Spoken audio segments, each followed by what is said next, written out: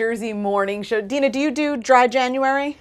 I loosely. We don't. You know what it is? Okay, so here's because we both do like food and beverage stuff outside of this. We're kind of tied to it a little bit. Yeah. But I get it. I get the idea. I love the idea. I do too. I do. You know what? To be honest with you, I'm not like a heavy drinker all throughout the year. I'm like a Sundays and holidays. Yes. Yeah, glass of wine. Especially now that I just had a baby, I'm like, I can't. I was dry for 9 months, so. I know. It's like so easy. I'm like, yeah, sure.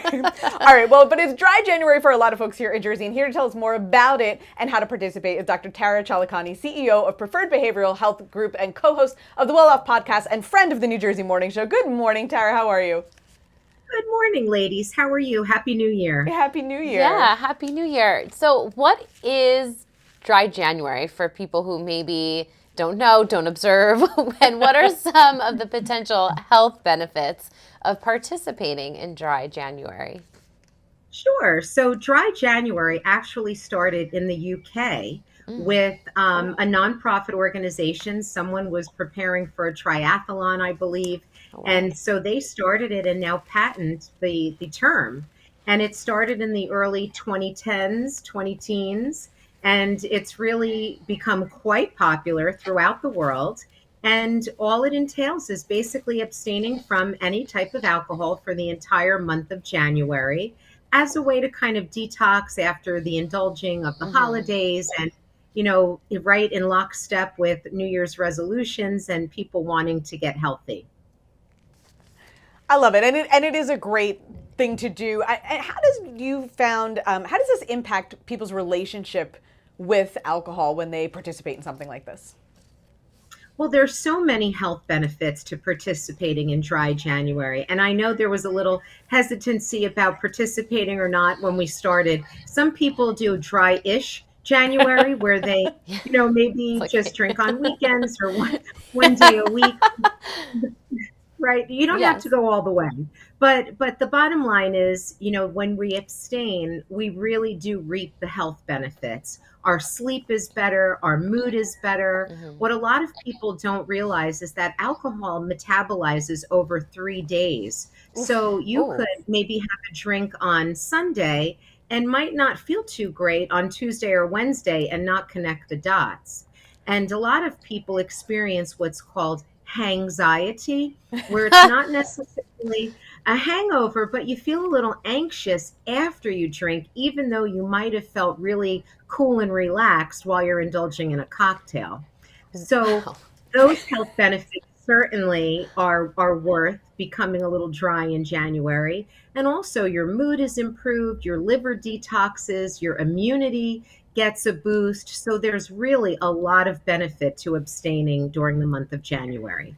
You know, Dr. Tara, I'm just laughing when you said it metabolizes over 3 days because I feel like once you're past the age of 35, you are well aware of how long it takes your body to metabolize. Like hurts a little bit You're deeper. Like, it's like I gotta stop drinking at 8 p.m. on Friday if I'm gonna make it to work on Monday morning. Yeah, otherwise you just slapped us in the face with that little tidbit. I did not know. And then hangxiety, like I need another kind of anxiety. No, I don't. So now I'm into it. So what are some strategies for staying committed to dry January if you're used to drinking regularly? Sure. Well, if you drink daily or if you have more than, let's say, 3 or 4 drinks daily, dry January is not for you because stopping cold turkey could really imply some health risks. So if you do drink that much, dry January might not be for you. You might want to seek some professional help in detoxing. But if you are planning on participating, it's really great to buddy up with someone, just like with exercise. If you have a buddy that's also participating in dry January, you're more likely to succeed. And then the other strategy is to decide what's going to replace that glass of wine or cocktail. So finding a mocktail or something that's really suitable to you and your taste buds to help you not participate in an actual alcoholic beverage. You mentioned earlier some of the benefits of doing something like this. How do you find people typically feel, you know, physically and mentally after they're done? And well, I'll let you answer that question and then I have a follow-up. Well, it's really taken on popularity for a reason. People feel better. They're sleeping better. They feel more sharp mentally. Their focus is better. They just feel overall more healthy. And not to mention, there are some weight loss benefits to not drinking as well. You're less bloated. You drop a Mm. couple of pounds. So most people do feel very, very healthy after not drinking for an entire month. And just really fast, just because when we always talk to Dr. Tara about mental health and things like that. January, it's the dead of winter here in New Jersey. It is cold, it is dark, it is dismal. A lot of people suffer from seasonal affective disorder and things like that. Do you find something like this can help? Because you were talking about, your liver detoxing and, kind of, I guess, brain fog clearing and things like that. And I feel like maybe this is something that if you find that the season is impacting you, this might be a way to help yourself. Absolutely, Kara. Let's remember that alcohol is an actual depressant.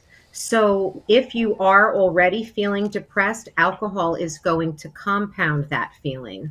And like I said, in the moment, people feel happy, they feel relaxed, so they don't connect the dots. But as that alcohol metabolizes over the next couple of days, we really feel the effects and may not connect those dots. So without a doubt, you're eliminating an additional depressant to what you're already feeling in the dead of winter. And where can we find more information about Dry January and your practice, Dr. Chalakani? You can always look on our website, www.preferredbehavioral.org. We have a hub of information there for all of your mental health questions and needs. Dr. Tara, thank you so much for your time and insight this morning. We always appreciate having you on the show. My pleasure. Happy New Year. You as well. Well, I'm sold. You know what? There's so many great mocktail recipes out there now, Very too. I mean, true. you don't need it. I mean, if you just enjoy, it depends. Yes. It depends what you drink and how, like Dr. Tara said, how Yeah. you drink. But if you enjoy just an occasional glass of mixed wine or cocktail or something even a like glass that, of wine, yeah. there's a lot of non-alcoholic options out there. There really are. And maybe we could shake up a few. I think we for could come them. up with something. We could.